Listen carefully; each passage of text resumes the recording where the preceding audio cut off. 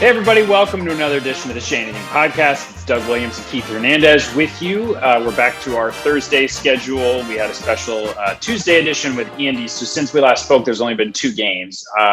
Totally different stories. On Tuesday night, Mets lost 11-2 to the Baltimore Orioles. On Wednesday, they beat the Orioles 7-6. And we'll talk about where and kind of like that win could kind of spur the Mets along and give their season a whole new direction, given the way it ended and Michael Conforto's catch, and we'll get to that in a second. But I do want to talk, Keith, before we get to anything else about the Philadelphia series, the 4-game series. You basically said it's Waterloo or it's parting of the Red Sea. Let's take a listen to our last episode. It's home against the Phillies Friday, Saturday, Sunday, Monday. That's huge. There's your Waterloo right there. There's your Waterloo. We'll see if it's Waterloo or Moses parting the Red Sea. So we got biblical last week, Keith, as this podcast tends to. So what we were looking for a storyline, some sort of what Mets get swept, Mets sweep. You know the story of the season. Instead, they split the series. What did you think it was? Was it Waterloo or the Red Sea or neither or both or what? I think that was neither, but the clock's ticking. So they treaded water. So they're still the same games out after the 4 games, and they split with the O's too. So, time is running out. The fact that there's so many teams in the playoffs, they still got a shot. If it wasn't for that, I don't think they would have a chance with the extra 2 teams added on, the extra tier of playoffs. Conforto not only made the great catch against the Orioles, which saved the game, but he also made a similar catch against Philadelphia that saved that game. So Conforto's 2 defensive plays prevented the Mets from losing 3 out of 4 to Philly and getting swept at home by Baltimore. The catch last night against Tuesday night against the Orioles was just as good a catch as you're going to see. It was a fantastic catch with the bases loaded. 3 runs were going to score. And I think the Mets, with the loss the first night, that last game against Philadelphia when they had the lead and they fought back and they lost that heartbreaker, I think it took a lot of starch out of them. There's some games, I said it on the air, that as a team, it's a gut punch, it's a belly punch, and it's hard to bounce back. And if you go into the next night and you fall back behind early, like the Mets did with the Orioles, you just lose all the wind in your sails. And that's what happened on Monday night. And they bounced back. They were down. They came back on Tuesday night, which showed me something. But certainly the concern has got to be the starting pitching. By the way, you had it right because Monday was the holiday. So last night was the comeback win against the Orioles with the Conforto catch being Wednesday. Right. So I agree with you. I thought last night's win was probably their biggest win of the season, just based on Conforto. I mean, do you think that actually, you know what? We'll save Conforto for the 3-batter rule later. I want to get to Reaction Revisited. This was usually when you're in the booth, the 3 of you, for the most part, you're laughing together. And a lot of times it's the cough button and the viewer just doesn't hear anything for a while. And that you guys are cracking up about something. This particular circumstance that I'm going to play is maybe the hardest I've seen you laugh, maybe at somebody's expense, maybe not. We're going to get an explanation as to why you were basically crying in the booth. Let's take a listen.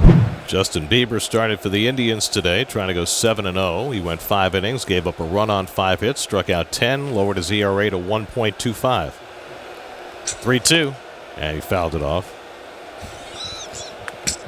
We were talking before about Shane Bieber and the Indians. I believe I might have referred to him by a different name. A famous name, but not a pitcher's name. Keith? Yes. Did you say Justin? I don't know. Did I? I don't know. I wasn't paying attention. I guess I wasn't paying attention either. Here's the 3-2 coming, and it's inside ball 4, and Knapp is on with a walk. Just, We got Steve Jobs over there somewhere down on left field line. I don't believe Shane can sing, and I don't believe Justin can pitch. I was waiting for that one, boys. Keith, it took you a little while. Did you hear it when I said it? Of course I heard it. And you didn't tell me? Oh, You were gosh. just reveling in that, weren't you, Steve Jobs? Just think this was a 162-game schedule. We're only 41 games in. So I'm confused. What confused me was how you got so thrown off by it. You were laughing so hard, and yet you admitted you weren't paying attention in the moment. So was it your producer in your ear telling you what had happened? Absolutely. Greg Picker said, "Did he just say Justin Bieber?" I said, "I think he did," on the cough button. And, the reason why it's so funny is that Gary is such a perfectionist that he finds out if the rosters come in, and this year in particular, with all these people coming in and out, and minor leaguers, AAA players we'd never seen before, he is meticulous and a perfectionist about proper pronunciation of the names. And if he doesn't have the proper pronunciation of the names, he will go to the PR guy and he will ask for the PR guy to come to the booth, and he'll get the proper pronunciations of all the names. So he's a stickler on that. So that's why it was so funny. And the fact that he said Steve Jobs last year and he didn't know he said it. So I jumped on that. So it worked out into good comic relief. Oh, man. And by the way, before I respond to that, I just want to apologize to our listeners. My AirPods are being very finicky, and I'm in an empty room considering I just moved. So if my audio sounds echoey, the good news is that the AirPods are charging, and maybe at the end of the podcast, I'll sound a little bit better. But so the Steve Jobs thing, Keith, was last year he called Steve Jobs for a hit, and he didn't realize it, right? He handed it off to Steve. Right. As Steve Jobs. Now, Ronnie and I picked up on that one right away because they showed the tape. To be honest with you, Mr. Bieber, or whatever his first name, Shane Bieber, who's a great pitcher in Cleveland. I don't follow the American League only because I work. Otherwise, I wouldn't pay attention to the American League. I didn't know his first name. So when he said Justin Bieber, it just went over my head.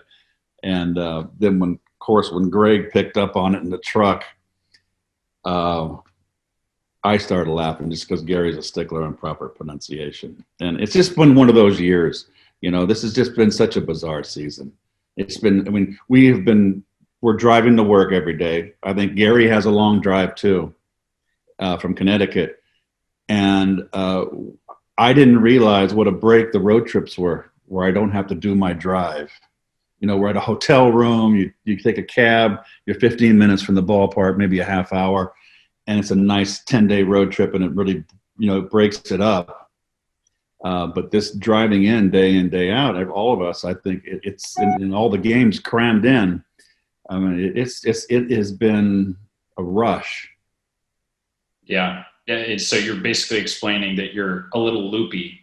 And we get a little loopy. You have a tendency to have more of a laugh than you would normally. How many?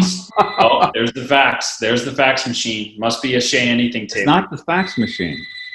It's the landline. It's the landline. It's the pollster. I never pick up the landline.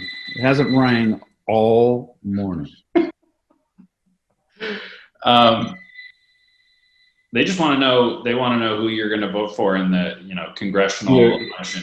I've been getting cold calls from Medicaid, Medicare, and these numbers all over the country, and I think it's a scam. So I've just been deleting the numbers. So that's probably what that is.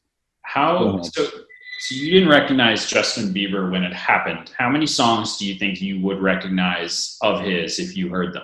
How many Justin Bieber songs in his catalog are you familiar with? Zip. I don't know what.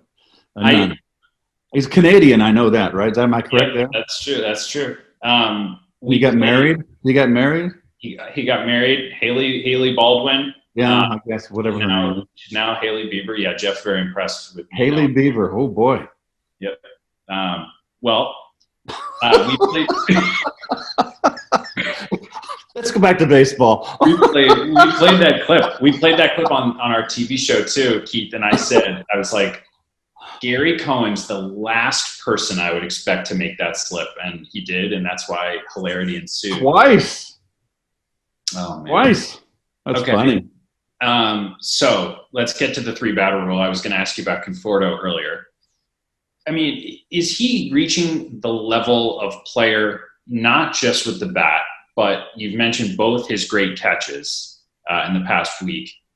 Is he reaching a level that you thought he would reach, or is this a player that you weren't sure you would ever see?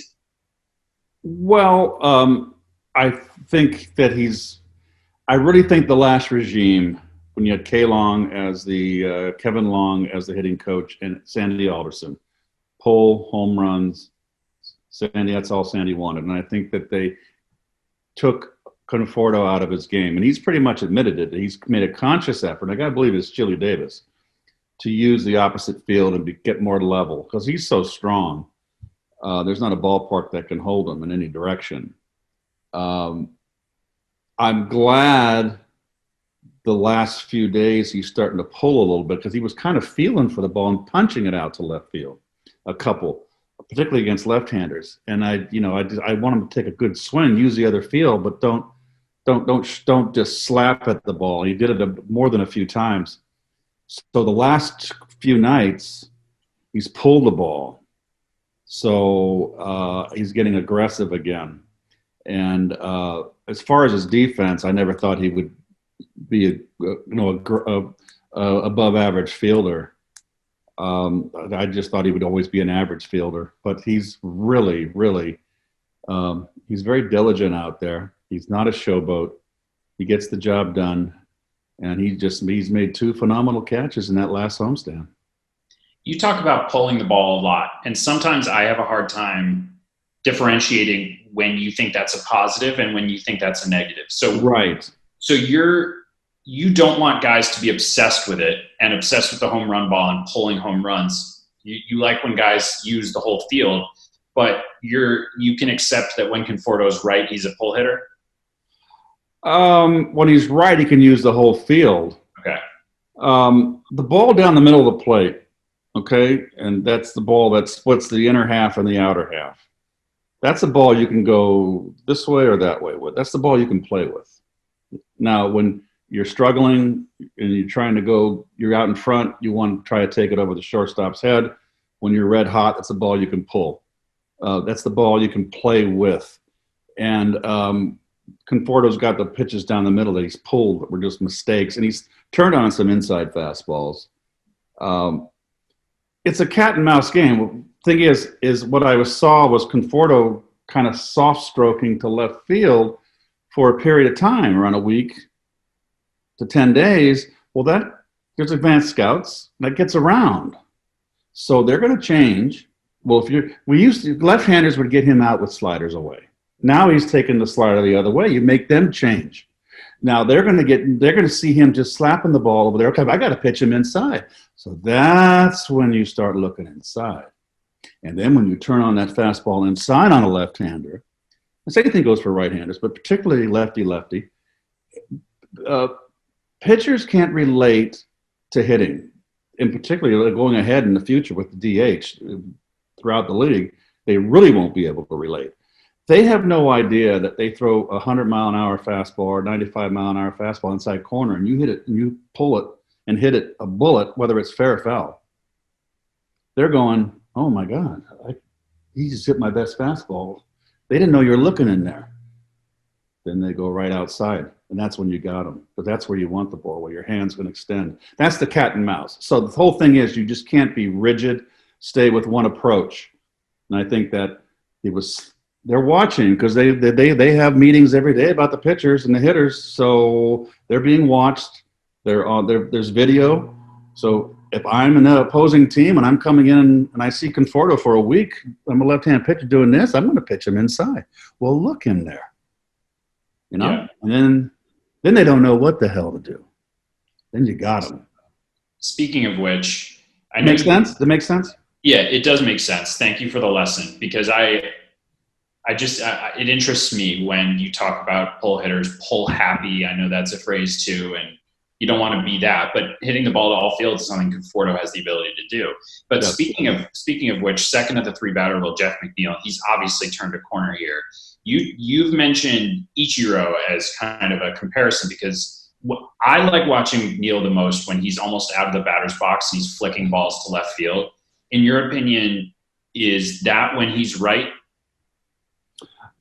Actually, when I talked with him, I had a phone conversation with him. He felt he was running to first base too much. So he was trying. So it's a very fine line. Ichiro, I don't know how the hell he did it, because he just knew. And so when it's all that movement, you're moving forward if you're running to first base and swinging, right? And Jeff's open. He likes the ball down and in. But how sometimes when he's moving too much, then he can't cover the outside corner. Okay, so that's why he wanted to stay in a little longer, not get too much out running to first base. Sophomore year is always a learning year. This has also been exacerbated by this season being so crazy. Not a full season. The first year you can get on a roll like Alonso and McNeil. And although McNeil had a little bit more of a season prior, but still it's his second full season. And now they know that they respect you. They know what you can do. You better. I mean, a guy hit 50-plus home runs, and McNeil hit all those 17 home runs in the second half, whatever it was last year, 300 hitter. They're going to pitch you differently. And there's more on your shoulders. You're expected now. Okay, McNeil had this year. He's expected to be their big RBI, driving the run, average hitter. And that's the expectation, which wasn't there last year. Same thing for Alonso. And if things don't get off great, it's all up here. And you can start pressing. I mean, Alonso's been pressing. And McNeil has struggled, but McNeil's found it now. And he's swinging the bat great. Alonso, I'll say, give Alonso credit. He, if I was hitting 220, 40, almost 50 games in, I'd be a little worried. But he keeps taking his hacks, so it makes him dangerous. He may swing at bad pitches and they get him out, but they make a mistake, he can put a hurt on you. And he's got 11 home runs now? Is it 11 or 10? So I'll look it up. Hitting 220, got 3 hits last night, so that probably got him up over probably close to 240. Maybe 240. But he's hit home runs. So he's a threat. He's really he's at 234, 11 homers. Okay, 11 homers. And you got to respect him at the plate. You can't just go up there and throw lollipops up there, because he'll take you to the bridge. Yeah, that was the next 3 batters, so that works well. You've spoken to both of them in your pregame, whether it's a phone call, right, on your way to the ballpark. Right. We're allowed no contact. So did they both seem frustrated? Were they similar, different when you talk to them? Because they have a lot in common. They're sophomore slumps. They've had a lot of expectations coming in. You spoke to both of them. What was your impression of where they were mentally? I spoke to Pete around 2 weeks ago, and I spoke to McNeil around 5 days ago. So 2 different takes there. Pete, positive. When I talked to him, he was hitting almost under 210, and positive, and I'm doing my work, and I was surprised. McNeil was more talking about the technique of his hitting. And don't forget, he was starting to turn the corner too. Yeah, he was starting to feel better. And but with him, where Pete, it was approach and the video and my positive thinking and what I needed to do. With Jeff, he was very technical on his swing, and he's got an unorthodox swing, and he agreed with me, and it works. He's the closest thing I've seen to a little combination of Richie Hebner, the old Pirate, in the 70s, and Ichiro a little bit. So Jeff's very precise, and he's a technical guy. He knows like doing this, doing that, and where Pete is more positive thinking. Totally different.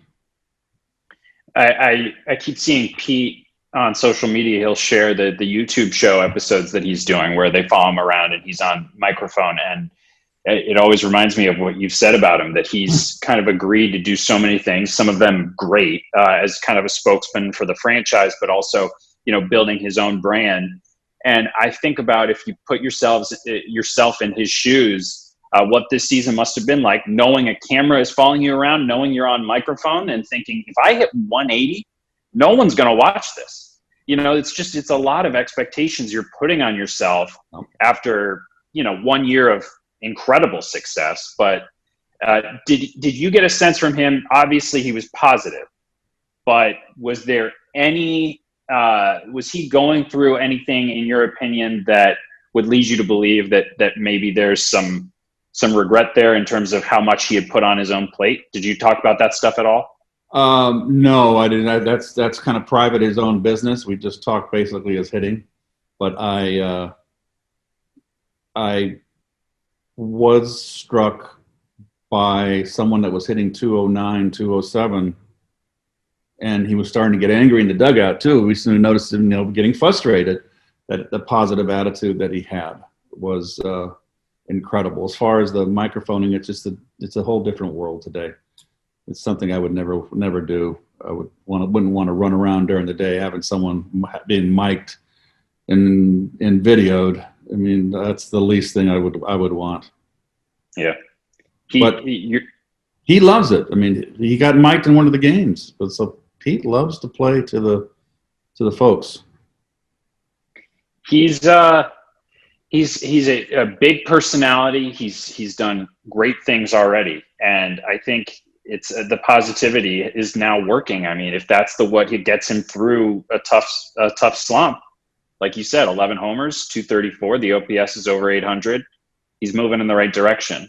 He's on a pace to hit over 30 home runs. It was a 162 game schedule. Yeah, you can't get rid of someone like that. He's a power hitter that can be pitched to, but he's still, like I said, I called him like a little bit like Harmon Killebrew. Harmon Killebrew, I looked up his numbers. Now, Harmon Killebrew hit 500 and something home runs. But he was a 256 hitter, lifetime. And that might be what Pete is. We'll see. Mm-hmm. But he's just dangerous to have in the lineup, a guy with that kind of pop, because one swing, the 3-run home run either blows the game out or gets you back in a game. The last thing I want to talk about with this team is Edwin Diaz, because right now I think the argument with Mets fans on Twitter is he dominant? I mean, is he the guy that Mets fans thought they were getting from Seattle? Now, the stats, his ERA is right around 2. He's striking out 18 guys per 9 innings. Everything's just there. But he's had some big moments where he's given up inherited runners, what have you, that have not led to a bad ERA or anything like that, but have given Mets fans pause when he comes into a save situation in a close game. What do you think the right thing is for Edwin Diaz? Do you think he's your closer, your best reliever, use him in the biggest circumstances, or do you think you mix him in different situations? I think you live or die with him closing. I mean, he's pitched better. He's erratic. You got to try to hope. They nursed him back with low impact games, and then they throw him back in. It hasn't been some he goes right through them. Other times he gets in a little bit of trouble. The Yankee home run was unfortunate. That was the worst thing that could have possibly happened, but he's kind of bounced back. I don't think we have anybody else to close with Lugo now in the starting rotation. Betances down, and Betances, I wouldn't close with Betances. Now, would I listen in the offseason to other teams that might have an interest? Well, what do you want to give me? He certainly wouldn't be an untouchable. I would see what it can be offered, but if you get rid of Diaz, you've got to get a closer somewhere. You've got to have a replacement closer. I think the thinking would be, okay, can Diaz pitch in New York? That's always a big thing. Some people can't perform in New York. I think Diaz can. I think it's been a tough road for him, but I think he's working his way back slowly. I'm not 100% sure. I don't know what's going on. I'm just observing his performance. But if he can pitch like he did a couple years ago in Seattle, then, he's young. It's hard to get rid of an arm like that. And I think he's pitching much better.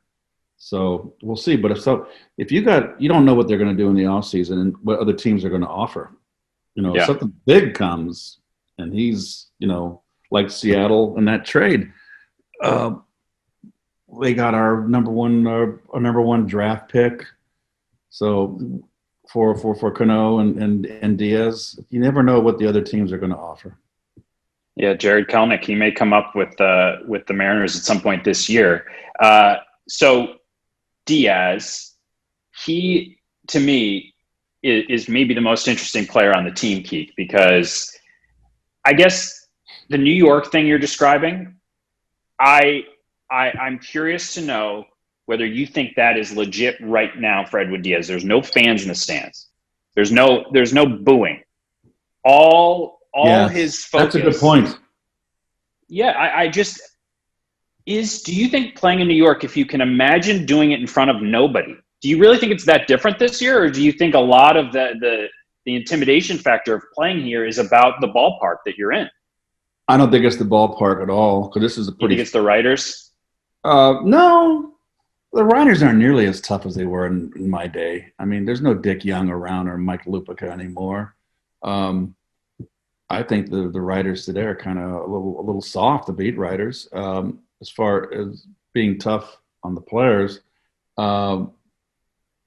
You made a good point. No one wants to be booed by your home fans. I saw George Foster get booed when I was here. And when Diaz would give up that home run in the Yankee game, they were in Yankee Stadium, but if he has a bad outing and walking off the mound and getting booed by Met fans, that he doesn't have that this year. It's not there. So that's making it easier, as opposed to if he blows a few games. I want to see how he reacts to that negativity, really. But we're not going to see it this year. But and it might be a godsend for him to get comfortable, and get it back together. A little bit of positive reinforcement for him. Yeah, I just wonder how different it really is to pitch in New York right now when you don't have the New Yorkers yelling and screaming at you. My first year here, not 83 when I was traded, because the team was in last place, going nowhere, and they were happy to see me, and I didn't feel any pressure. It was 84 when that season started. I had seen the Met fans get all over Foster, and now I got a big contract. A lot was expected of me. I felt it going into that season. I felt it. We started out I mentioned it before. I think we started out on a 12-day road trip. I was happy we started on the road. Well, all things Red Sea and Waterloo and Haley Bieber. Just another episode of Shea Anything with Keith Hernandez. Keith, we appreciate it as always. We'll be back with you next week. Have a good week of covering some baseball games. We'll see where we are after a couple more games. What are they? There's 16 games left, and they're two back or 2.5. I know the Marlins lost, but there's a lot of teams in front of them, but they're within striking distance, and all the teams in front of them are mediocre. Yeah, that's the key word. Marlins and the Giants are both playoff teams right now. That's shocking to me. Yes, the Giants are a shocker. I mean, the Mets have to make the playoffs this year. I keep saying it. Brewers, Rockies, Marlins, and Giants are ahead of you. You need to jump over those 4 teams. You got to jump. You got to get over. They got to get to 500, but one game at a time. And they got it tough. There's no more softies on the road trips anymore. I mean, on the schedule. And it turned out the Orioles were better than I thought. I mean, they swing the bat. They're a decent team. So they've got Toronto, Tampa, Philadelphia, Atlanta. It's not an easy run for them. They gotta pick up the game. All right, Keith. Well, enjoy the rest of your off day. Thanks as always, and thanks for listening, everybody. Remember, please subscribe, rate, and review wherever you listen to your podcast app on Apple or Spotify. Thanks as always for listening. We'll talk to you next week.